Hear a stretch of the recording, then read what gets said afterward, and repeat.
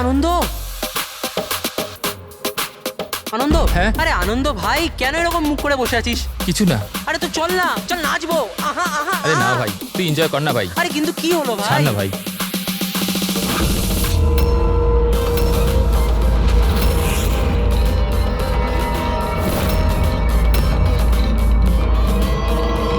আনন্দ, আনন্দ।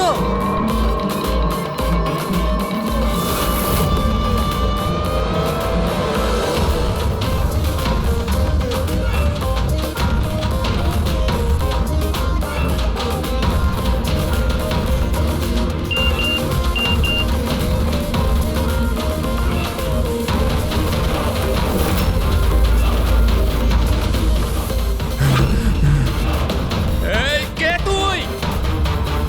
কে তুই? সামনে আয়, সামনে আয়। হ্যাট, বন্ধ কর। কে তুই?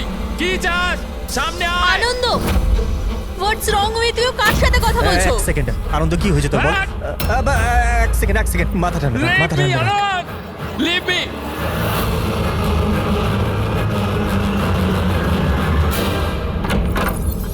আনন্দ,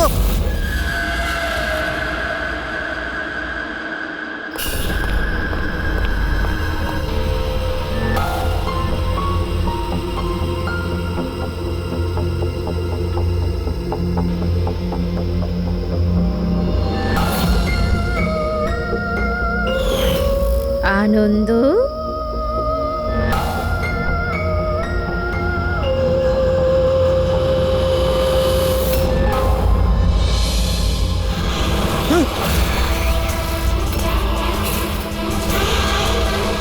না।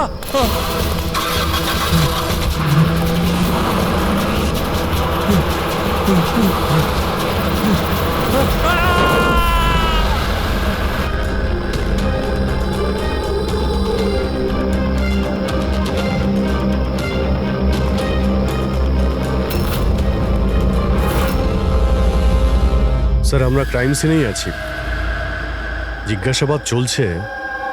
আমি আপনাকে ইনফর্ম করছি। ঠিক আছে, ওকে স্যার। হ্যাঁ বলো। আনন্দ গোটা পার্টিটায় আমাদের থেকে আলাদা বসেছিল, কিছুটা অস্থির ছিল, হয়তো ঘাবড়ে ছিল। হঠাৎ উঠে পড়লো, জোরে জোরে চিৎকার করতে লাগলো আর বাইরে চলে গেল।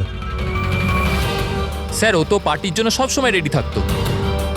আমার মনে হয় আমাদের মধ্যে ওই ছিল যে পার্টিকে সবচেয়ে বেশি এনজয় করতো। কিন্তু স্যার আজ ওর পার্টি করার একদম ইচ্ছা ছিল না। আচ্ছা, আগের অনেক দিন ধরে কিরকম অদ্ভুত ব্যবহার করছিল, কথা বলতে বলতে চুপ হয়ে যেত। অনেকবার আমি ওর মুখ থেকে কোনো অ্যানার নাম শুনলাম। ঘুমোতো ঘুমোতো অ্যানা অ্যানা বলতে থাকতো। অ্যানা? কে কে এই অ্যানা? আপনাদের মধ্যে কে বলতে পারবে ওর ব্যাপারে? না স্যার। অভিজিৎ, যদি গাড়ির সামনে কেউ হঠাৎ চলে আসে আর ড্রাইভারকে ব্রেক মারতে হয়, স্কিট মার্ক মানে ঘষার দাগ আসে টায়ারের রাস্তায়, কিন্তু এখানে এরকম কিচ্ছু নেই। নেই? না, মানে এটা অ্যাক্সিডেন্ট হতে পারে না। কেউ জেনে বুঝে ছেলেটাকে ধাক্কা দিয়েছে গাড়ি দিয়ে। এই সিলভার গাড়ি XYF 3240 কার? ওটা আমার গাড়ি স্যার। কিন্তু স্যার আমি সারা রাত্রি পার্টিতেই ছিলাম, আমি কিছু করিনি। গাড়ির চাবি কোথায়? আমার কাছে স্যার। দাও। চাবি ওর কাছে ছিল যখন গাড়ি কে চালাচ্ছিল? গাড়ি আনন্দকে ধাক্কা দিয়ে ওখানে ওই জায়গাটায় দাঁড়িয়ে গেছে যেখানে চাকা ঘষটানোর কোনো দাগ নেই। এখানে যতজন আছে এদের মধ্যে কেউ আমাদের মিথ্যে বলছে। সবাইকে বিউরোতে নিয়ে যাই। রাজু, তোমার বন্ধুদের বক্তব্য হলো হঠাৎ করে পার্টি থেকে চলে যাওয়ার পর তুমিও হঠাৎ করে পার্টি থেকে উধাও হয়ে যাও। কেন? আমি হ্যাঁ স্যার, মনে পড়েছে। ওয়াশরুম গেছিলাম। অ্যাকচুয়ালি কালকে একটু বেশি ড্রিঙ্ক করে ফেলেছিলাম, তাই। হঠাৎ করে তখনই তোমার বাথরুম যাওয়ার প্রয়োজন পড়লো? হ্যাঁ, অদ্ভুত ব্যাপার। আমাকে বিশ্বাস করুন স্যার, আমি কেন মারবো আনন্দকে, আর তাও আবার নিজের গাড়ি দিয়ে? তাহলে তোমার গাড়ির চাবি খুনির হাতে আসলো কি করে? হ্যাঁ, জানি না স্যার। রাজীবের গাড়ি স্টিয়ারিং হুইলে তোমার আঙুলের ছাপ পাওয়া গেছে। যদি তুমি গাড়ি নাই চালাও তাহলে আঙুলের ছাপ স্টিয়ারিং হুইলে কি করে এলো? রাজীব নিজের গাড়ি ঠিকমতো পার্ক করেনি, তো আমি ওর গাড়িটাকে একটু সামনের দিকে সরিয়ে জায়গা করেছিলাম, কারণ স্যার ও যথেষ্ট ড্রিঙ্ক করেছিল। তাহলে তুমি এই কাজটা করার পরে গাড়ির চাবিটা ওকে ফেরত দিয়ে দিয়েছিলে? হ্যাঁ স্যার, তারপর আমি চাবি রাজীবকে দিয়ে দিয়েছিলাম। আনন্দকে নিয়ে তোমার জেলাসি ছিল। রিয়া তোমার গার্লফ্রেন্ড ছিল যাকে আনন্দ কেড়ে নিয়েছিল, সেই জন্যই তুমি ওকে হুমকি দিয়েছিলে যে এর ফল কিন্তু ভালো হবে না। স্যার ওটা তো এমনি আমি রাগ করে বলে দিয়েছিলাম। স্যার এটা একদম সত্যি কথা যে আমি আনন্দকে পছন্দ করতাম না, কিন্তু তার মানে এই নয় যে আমি ওর মার্ডার করে দেবো। ওই পার্টির দিনও তোমার ঝগড়া হয়েছিল না? ওটা ছিল না ঝগড়া, কাপলসের মধ্যে খুনসুটি হয়েই থাকে। আর আমার মনে হয়েছিল যে আনন্দ আমার থেকে কিছু লুকোচ্ছে। আর ওই অহনার ব্যাপারেও আমি জানতে চেয়েছিলাম যে ওর অ্যানার সাথে কোনো অ্যাফেয়ার ছিল না তো। আর এটা কেন মনে হলো? আমি বললাম তো, অনেক দিন ধরে কিরকম অদ্ভুত ব্যবহার করতো, যে কোনো সময় অফিস থেকে ছুটি নিয়ে নিত।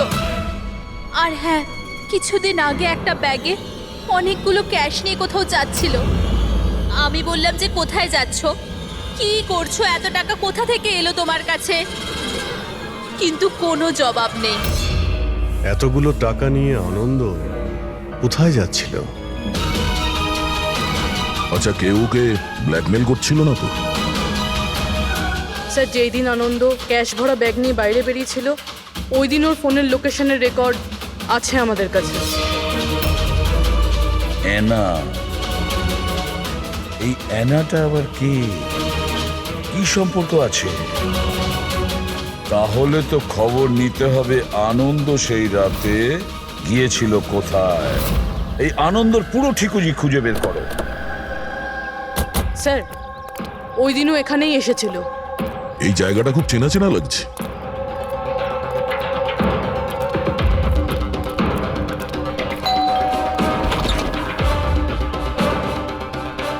ইয়েস, আনন্দকে চেনেন আপনি? আনন্দ? এ আনন্দ। আমি কোনো আনন্দকে চিনি না। অ্যানা অ্যানা এখানে থাকে? অ্যানা? আপনারা? সিআইডি।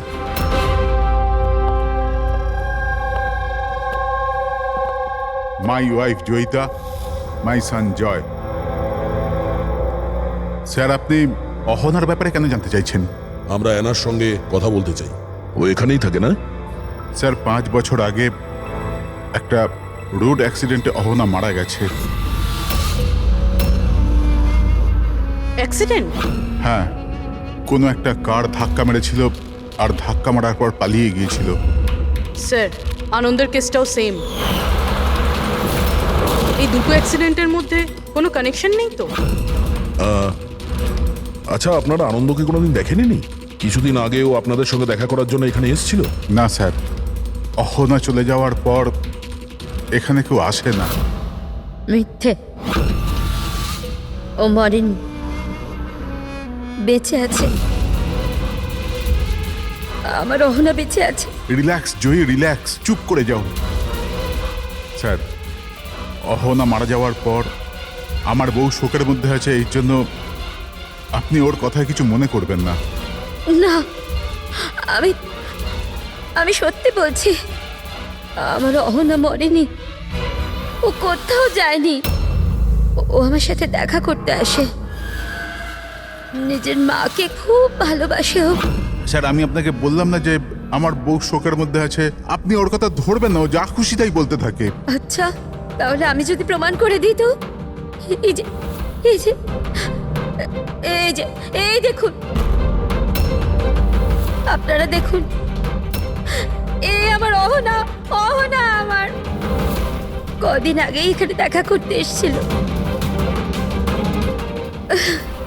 আমার স্বামীর শরীরটা ঠিক থাকে না তো, ও তো কোনো কাজ করতেই পারে না, এই জন্য অহনাই তো ঘরের জন্য এখানে টাকা রেখে যায়। স্যার, এই আনন্দ এখানে ক্যাশ নিয়ে এসেছিল, এনারা ওর কথা বলছেন না তো? টাকা কোনো ব্যাগে করে এনেছিল সে? নো স্যার, দুটো বক্সে ছিল। দেখান। হ্যাঁ,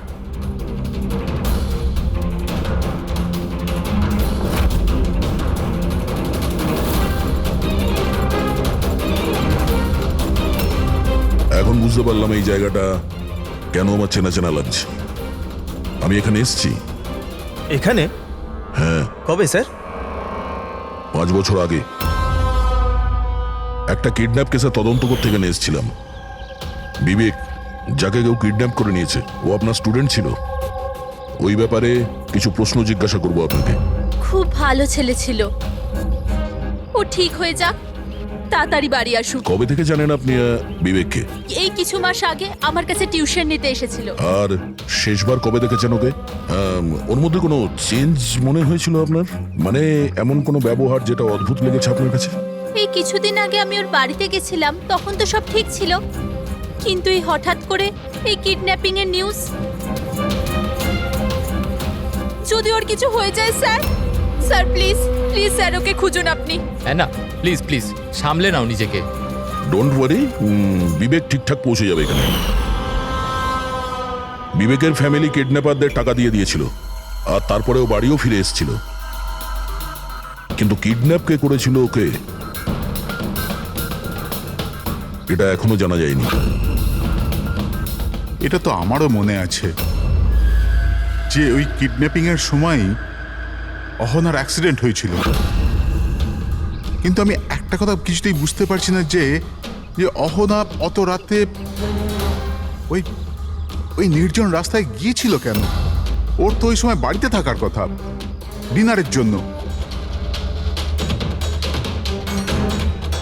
স্যার, বিবেকের কিডন্যাপিং আর অ্যানার অ্যাক্সিডেন্ট কাকতলীয় তো হতে পারে না। যেটাকে সবাই হিট অ্যান্ড রান কেস ভাবছে, সেটা মার্ডার নয় তো? এই 5 বছর আগের হিট অ্যান্ড রান কেসটাকে আবার দেখতে হবে। এই কেসের সঙ্গে যতগুলো লোক যুক্ত আছে সবার সঙ্গে দেখা করতে হবে, আর ওই পুলিশ টিম যারা এই কেসটা দেখছিল তাদের সঙ্গেও। আর সবার আগে এই বিবেকের সঙ্গে কথা বলা খুব জরুরি। ওই আমাদের বলতে পারবে এই কিডন্যাপারদের ব্যাপারে। স্যার, যেই রাতে অ্যানার অ্যাক্সিডেন্ট হয়েছিল সেই রাতে পুলিশ চেকিং করছিল, আর যতগুলো গাড়ি ওখান থেকে গিয়েছিল সবার লিস্ট বানানো হয়েছিল। সেই লিস্ট আমার কাছে আছে স্যার। প্রথমে কার নাম আছে? স্যার, প্রথম নাম হলো রাকেশ। আমি কিছু জানি না স্যার, গাড়িটার তল্লাশি নিল আর আমাকে যেতে দিল। আর দ্বিতীয় নাম? দ্বিতীয় নাম হলো দুষ্যন্ত। আমি ওই রাতে কাউকেই দেখিনি। আর তৃতীয় কে? তৃতীয় নাম হলো অশোক। স্যার, 5 বছর আগে পুলিশ একবার জিজ্ঞাসাবাদ করে গেছে, আর আজ আবার আপনারা একই প্রশ্ন করছেন। যারা জিজ্ঞাসা করা হয়েছে তার উত্তর দিন। স্যার, ওই এলাকায় আমার গাড়ি ছিল, পুলিশের লোক এসেও ছিল চেক করবার জন্য, কিন্তু কিছু পাইনি। স্যার, গাড়ি যখন অ্যাক্সিডেন্ট করেইনি তখন প্রমাণ কোথা থেকে আসবে? স্যার, কেসটা 5 বছরের পুরনো, আর এই ধরনের কেসে নতুন সূত্র খুঁজে পাওয়া খুব মুশকিল। আর কোনো নাম আছে লিস্টে? হ্যাঁ স্যার, 1 মিনিট।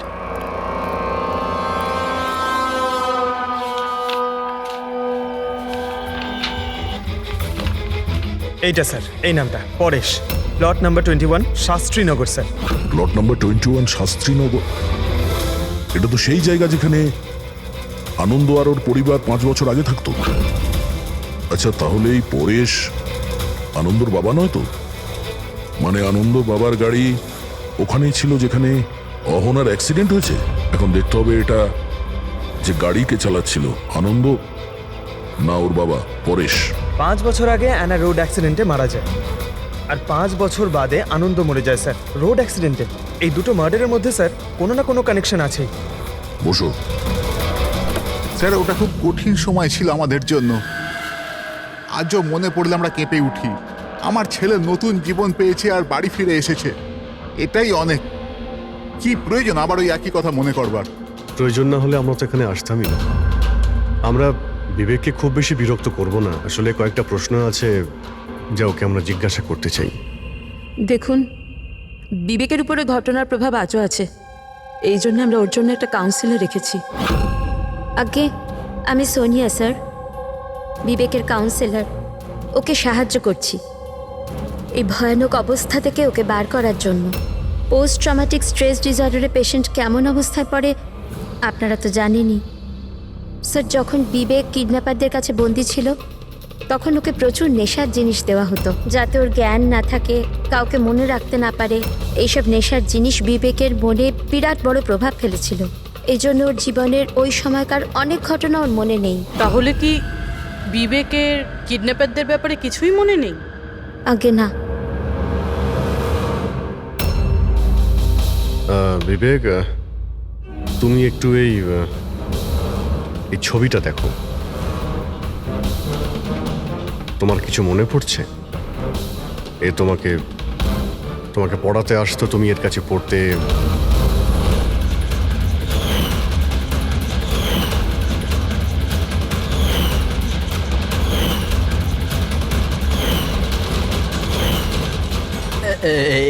ওখানে ছিল, যে জানলার কাছে। জানালা কোথায়? যেখানে আমায় ওই লোকগুলো বেঁধে রেখেছিল। তোমাকে কোথায় বেঁধে রাখা হয়েছিল? ওই কোথায় ছিলে তুমি? তুমি কোথায় ছিলে মনে করার চেষ্টা করো। বিবেক, হ্যাঁ, কোথায় ছিলে? রিল্যাক্স বেবি, মনের উপর বেশি জোর ফেলো না। Please listen, this is not good for him. Okay, relax Vivek, relax. Relax. এই বিবেককে যেখানে বেঁধে রাখা হয়েছিল ওখানে অ্যানাও ছিল।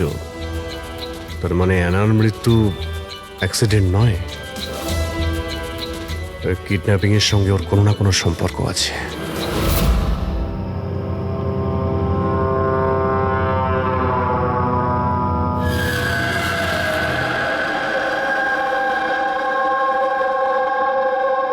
পঙ্কজ, একটা কথা মাথায় ঢুকছে না, যে মেয়েটা 5 বছর আগে মারা গেছে সে তার মায়ের সাথে দেখা করতে আসে কি করে?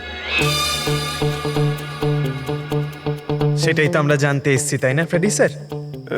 হ্যাঁ, তা ঠিক, শুধু ওই আত্মাটাত্মার ব্যাপার না হয় জানো। আরে দূর বাবা, কেন সবসময় আপনি এসব বলেন বলুন তো? ভয় লাগে তো।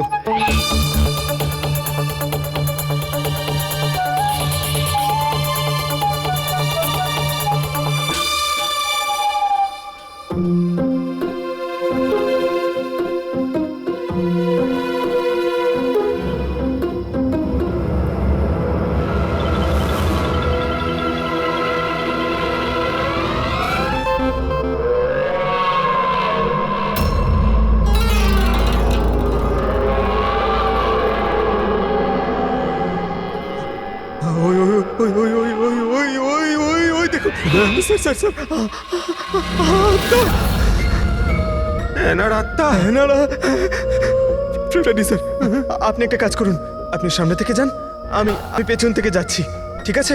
আরে পঙ্কজ, এসব আশা যাওয়ার কথা থাক, গেলে দুজনে একসাথেই যাব।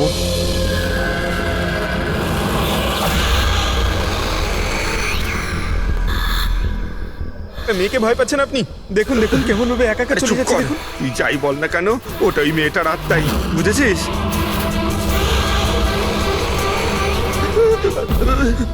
কোথায় গেল? কোথায় গেল? এখন এখানেই তো ছিল। আরে কোথায় গেল? হ্যাঁ,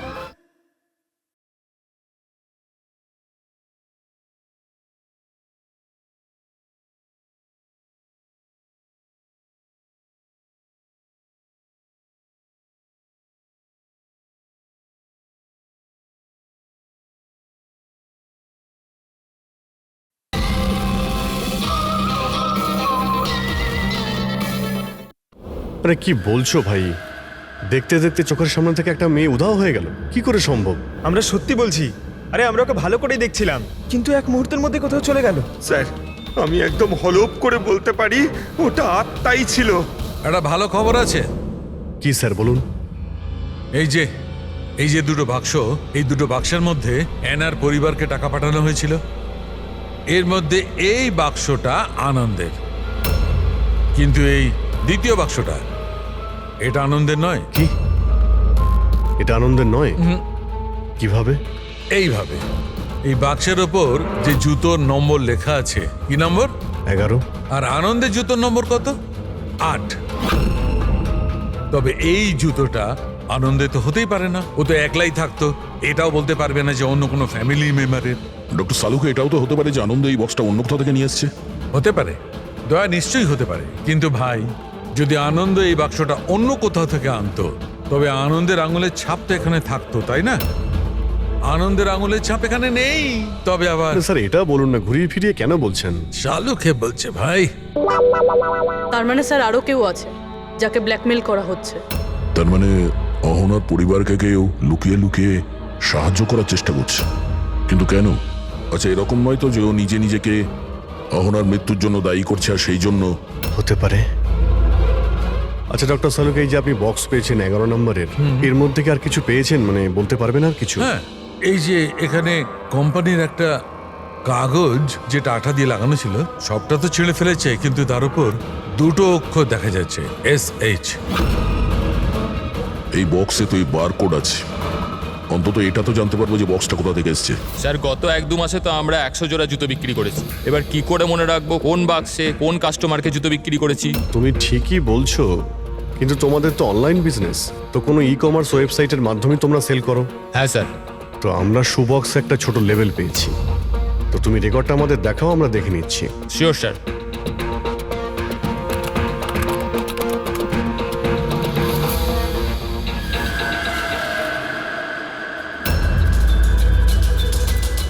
লেভেলের উপরও SH লেখা ছিল। স্যার এটা ওই লোকটা না তো যাকে আমরা খুঁজছি? এতে তো অ্যাড্রেসও রয়েছে। চলো এই শেখর কুমারের ডিটেলস বার করি।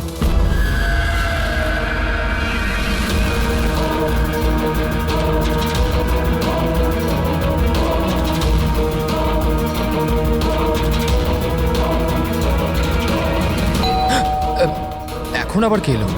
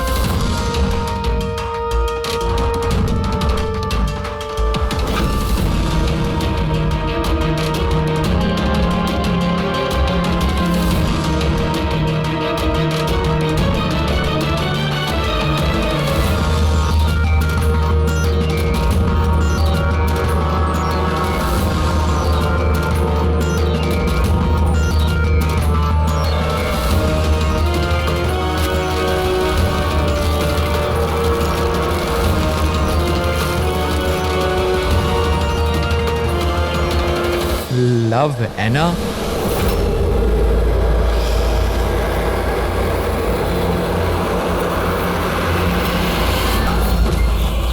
দেখো, আমাকে মেরো না অ্যানা, প্লিজ খোলো, কেউ দরজা খোলো। আরে কেউ আছো, প্লিজ দরজাটা খোলো। শেখর, আমার কাছে এসো।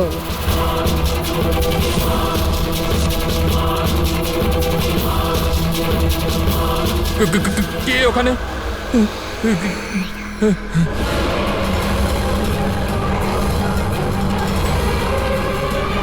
কে তুমি?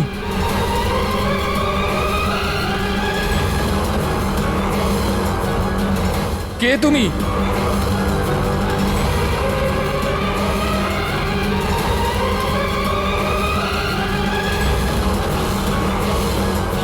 কে কে তুমি?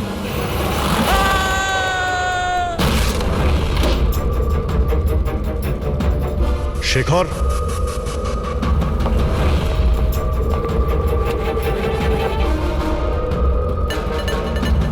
অপরাধ স্বীকার করে নাও, কনফেস।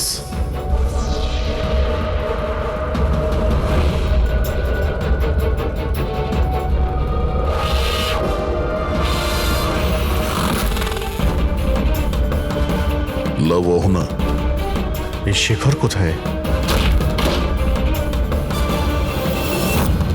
স্যার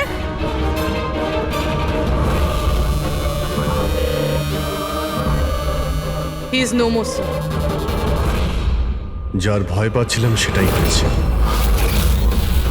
অ্যানা, সামলে নাও নিজেকে। অহনার বয়ফ্রেন্ড শেখরে? প্রথমে আনন্দ, আর এখন এই শেখর। স্যার এই জন্য এ টাকা দিয়ে এনাকে সাহায্য করছিল, কিন্তু কিছু না কিছু তো ভুল করেছে। এই জন্য বাইরের দেওয়ালে লেখা রয়েছে কনফেস, দোষ স্বীকার করো। বাড়িটাকে তল্লাশি করি। এটা তো দেখা যাক যে এই আনন্দর আর শেখরের মধ্যে কোনো কানেকশন ছিল কিনা।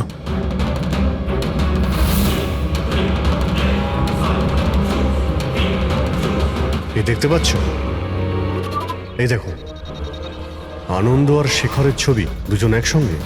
স্যার, স্যার এই দেখুন, শেখর 5 বছর আগে একটা লাক্সারি গাড়ি কিনেছিল, তার পেপারস, আর একটা খুবই দামি বাড়ি ভাড়ায় নিয়েছিল। স্যার এই দেখুন। 5 বছর আগে কিডন্যাপিং হয়েছিল, আর 5 বছর আগে শেখর এসব জিনিস কিনেছিল। সেই সময় তো ভীষণ গরিব ছিল, টাকা পয়সা ছিল না ওর কাছে। আচ্ছা, ওই কিডন্যাপিং এ শেখরও যুক্ত ছিল না তো? হতে পারে। আনন্দ আর শেখর দুজন বন্ধু ছিল, দুজনে মিলে হয়তো বিবেককে কিডন্যাপ করেছিল, আর সেই জন্য দুজনে মারা গেছে। কিন্তু 5 বছর পর এদের উপরে কে প্রতিশোধ নিচ্ছে?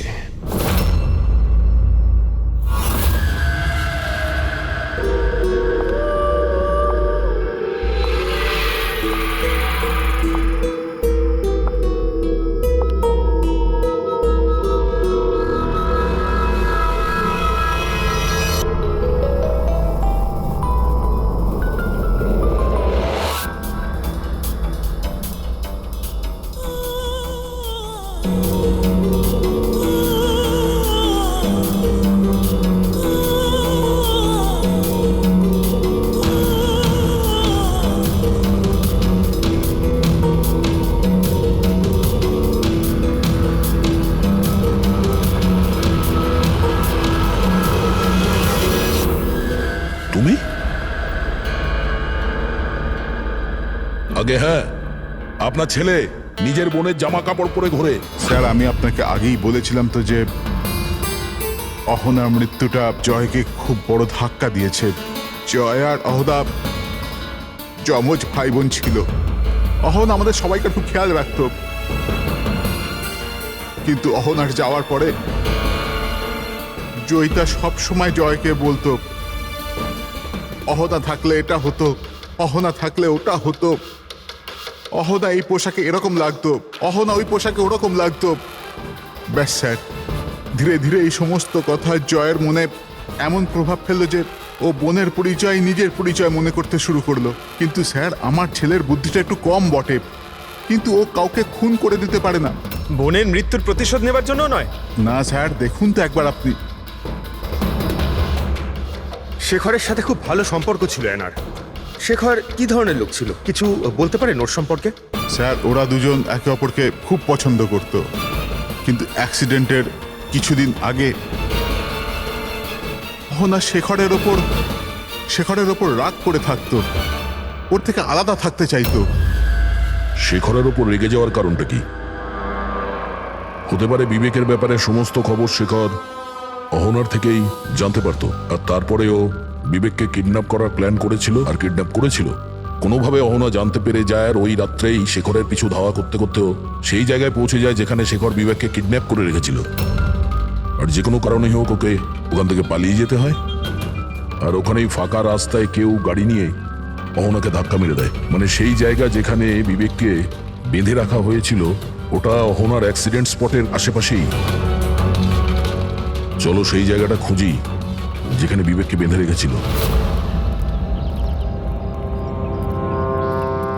স্যার, যেখানে অ্যানার অ্যাক্সিডেন্ট হয়েছিল তার আশেপাশে শুধুমাত্র এই একটাই পোড়ো বাড়ি আছে। এই বাড়িটা বন্ধ পড়ে রয়েছে আর আশেপাশে শুধুই জঙ্গল। ঠিক আছে, ভিতরে গিয়ে দেখি। আসুন আপনারা।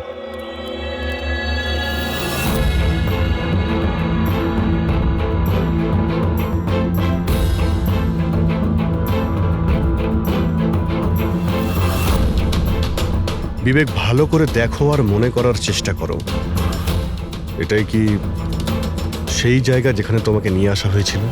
হ্যাঁ,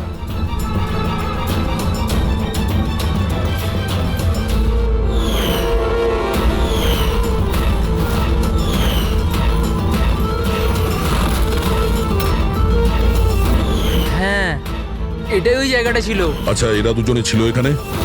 এদের মধ্যে কেউ তোমাকে কিডন্যাপ করেছিল? না স্যার, ওই লোকগুলো এরম মাস্ক পরেছিল আর শুধু চোখ দেখা যাচ্ছিল।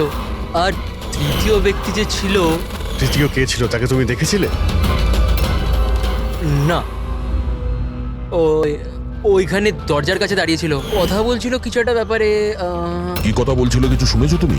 হ্যাঁ বিবেক, চিন্তা করো, হতে পারে কিছু মনে পড়তে পারে।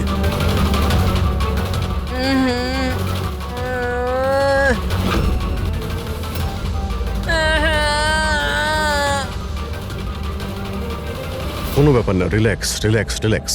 ওকে ওকে, আপনারা বাইরে নিয়ে যান, ঠিক আছে? যাও তুমি। তৃতীয় ব্যক্তি মানে শেখর আর আনন্দের মতো ওই তৃতীয় ব্যক্তিরও জীবনহানি হতে পারে, তাই তার কাছে খুনি পৌঁছানোর আগেই আমাদের খোঁজ নিতে হবে যে তৃতীয় ব্যক্তিটি কে। স্যার, শেখরের ফোন থেকে জানতে পেরেছি যে বিগত কয়েকদিনেও একটা নাম্বারে অনেকবার ফোন করেছে। কার ফোনে? স্যার, প্রেস করতে পারিনি, private number. Sir, Shekhar mobile থেকে সব মেসেজ ডিলিট করে দিয়েছিল স্যার, কিন্তু আমরা সেগুলো আবার উদ্ধার করি স্যার। প্রথম মেসেজে বলছে 5 বছর আগের রহস্য কেউ জানতে পেরে গেছে, কি করবে? দ্বিতীয় মেসেজ, আমি খুব সমস্যায় আছি, সাহায্য চাই তোমার। তৃতীয় মেসেজ, তোমার সাথে কথা বলতে চাই, কল মি প্লিজ। চতুর্থ মেসেজ, ও চাইছে আমি আমার দোষ স্বীকার করি, আর পেরে উঠছি না। যদি আমি ধরা পড়ি তাহলে তুমিও ধরা পড়বে।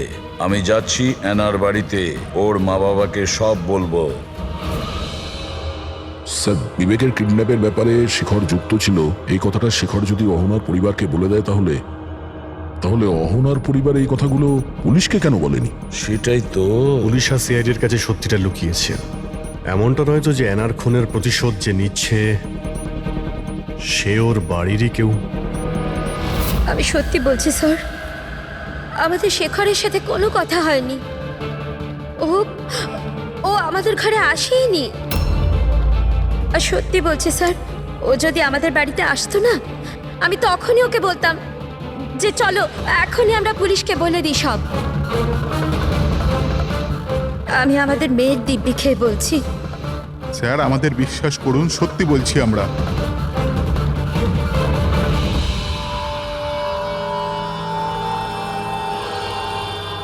ঠিক আছে, আপনারা ওখানে ওই রুমে গিয়ে বসুন।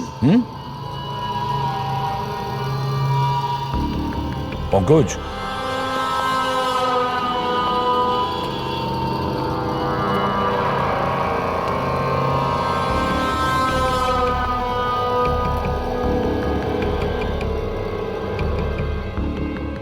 হতে পারে শেষ মুহূর্তে শেখর নিজের প্ল্যানটাকে বদলে দিয়েছিল, হয়তো ফিরে গেছিল। এটাও তো হতে পারে যে ও বাড়ি অবধি পৌঁছায়নি। ওই তৃতীয় ব্যক্তি হয়তো ওকে অ্যানার বাড়ির আগেই আটকে দিয়েছিল যাতে ওর অপরাধ না স্বীকার করে।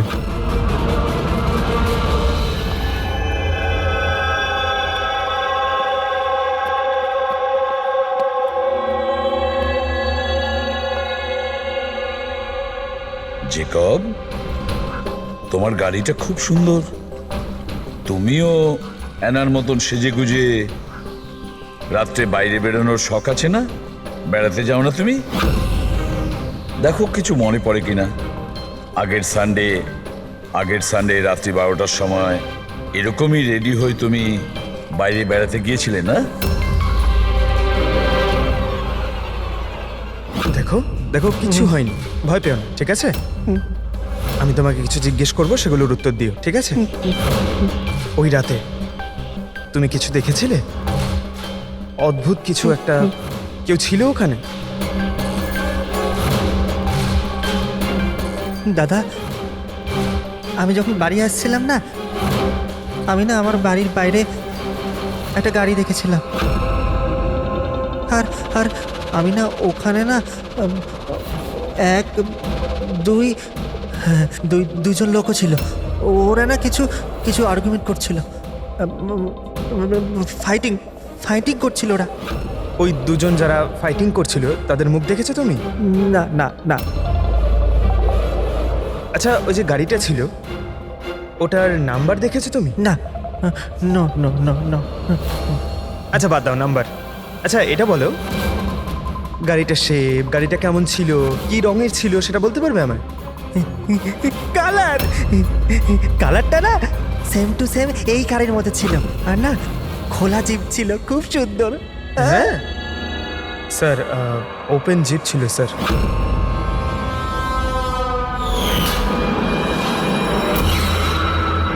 আনন্দের অ্যাক্সিডেন্টের সময় যারা পার্টিতে উপস্থিত ছিল তাদের গাড়ির সঙ্গে একটা লাল রঙের জিপ ছিল স্যার। তাহলে ও তৃতীয় কিডন্যাপার অভিজিৎ, আনন্দ আর শেখরের হত্যাকারী। সেও ওই পার্টিতে উপস্থিত ছিল।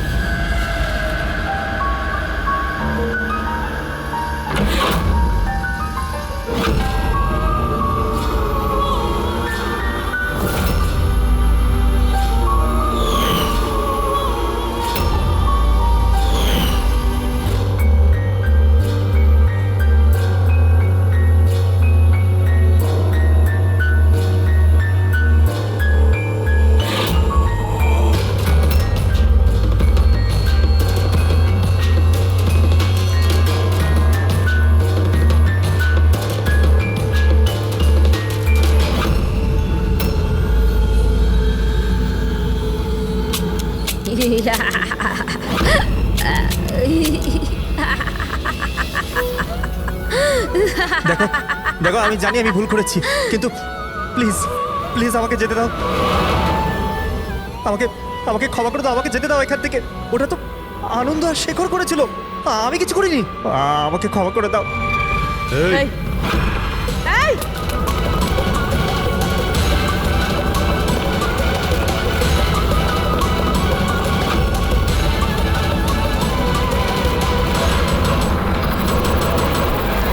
বিবেকের উপরে ঘটনার প্রভাব আজও আছে, এই জন্য আমরা ওর জন্য একটা কাউন্সিলর রেখেছি। আগে আমি সোনিয়া স্যার, আমি কিছু বন্ধুদের সাথে দেখা করে ফিরে আসছিলাম। তখন আমি দেখলাম যে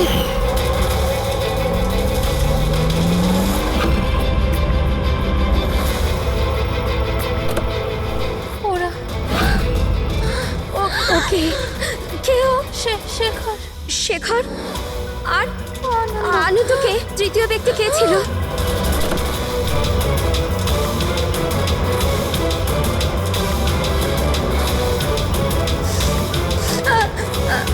হ্যালো বাবা, ওই দিন গাড়ি বাবা নয়, আমি চালাচ্ছিলাম। আমি ভাবতে পারছি না যে আমি একটা মেয়ের জীবন নিয়ে ফেলেছি, কিন্তু আমি ওদের সত্যি বলার